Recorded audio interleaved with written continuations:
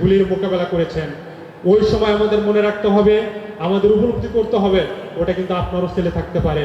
ওইটা যদি আপনার ভাই হতো বা আপনার ছেলে হতো, তাহলে পৃথিবীর কোনো ভাষা নাই যে আপনাকে শোকে, এই আবু সাঈদের রক্তের শোক আপনি এই ভাষা দিয়ে আপনি শেষ করতে পারবেন।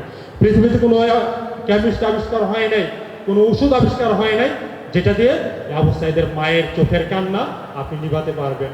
প্রিয় ভাইরা, এখানে মনে রাখতে হবে যে আজকে আবু সাঈদ কিসের প্রতীক?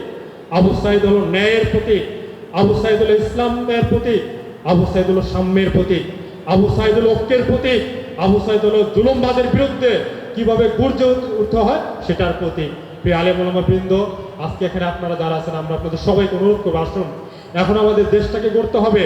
এখন আমাদের হাতে হাত রেখে, কাঁধে কাঁধ রেখে এই বর্তমানে গভর্নমেন্টকে আমাদেরকে সহযোগিতা করতে হবে। আজকে দেশের ভিতরে যে অরাজকতা চলছে, যারা লুণ্ঠনকারী, যারা অরাজকতা সৃষ্টি করছে, তাদের সবাইকে আমাদের সমূলে প্রতিরোধ করতে হবে। সমূলে প্রতিরোধ যদি আমরা করতে পারি, স্বল্প সময়ের ব্যবধানে এ বাংলাদেশ সুখী সমৃদ্ধিতে আবার চলে আসবে।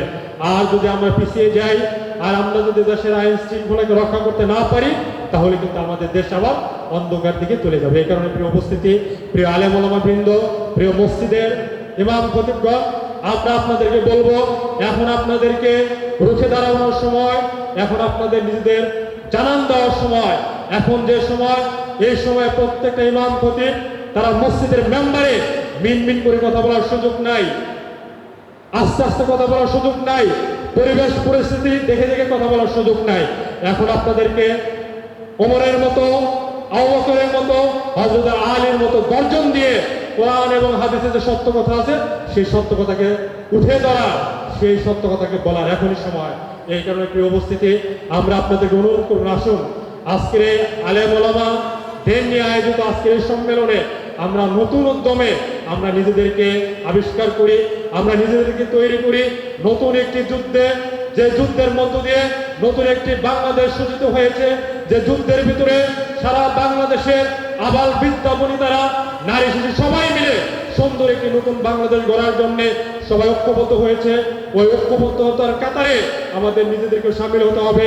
আমরা বাংলাদেশের এই ফরিদপুর উপজেলা প্রত্যেকটা ইমাম মুয়াজ্জিন, প্রত্যেকটা আলেম ওলামা, যেখানে অন্যায়ভাবে আলেম ওলামাদের উপর নির্যাতন করা হবে, যেখানে সংখ্যালঘুদের উপরে আক্রমণ করা হবে, আমরা এক একজন আবু সাঈদ হয়ে, আমরা এক একজন ঢাল হয়ে আমাদের সনাতন ধর্মাবলম্বীদের, হিন্দু ভাইদের মন্দির পাহারা দেব, আমরা তাদের জানমালের নিরাপত্তা বিধান করব, আমরা তাদের ঘর বাড়িতে যেন কোনো অবস্থাতে কোনো অ্যাটাক না হয়, এই কারণে আমরা প্রতিরোধ গড়ে তুলব। পার্বতী ইনশাআল্লাহ ভাইরা, আমাদের মনে রাখতে হবে, আমাদের এই গুটি কয়েক হিন্দু ভাইদের বাংলাদেশে যদি কোনো সমস্যা হয়, তাহলে আমাদের প্রায় 30 কোটি মুসলমান ভারতে, তাদের অবস্থাও কিন্তু খারাপ হবে।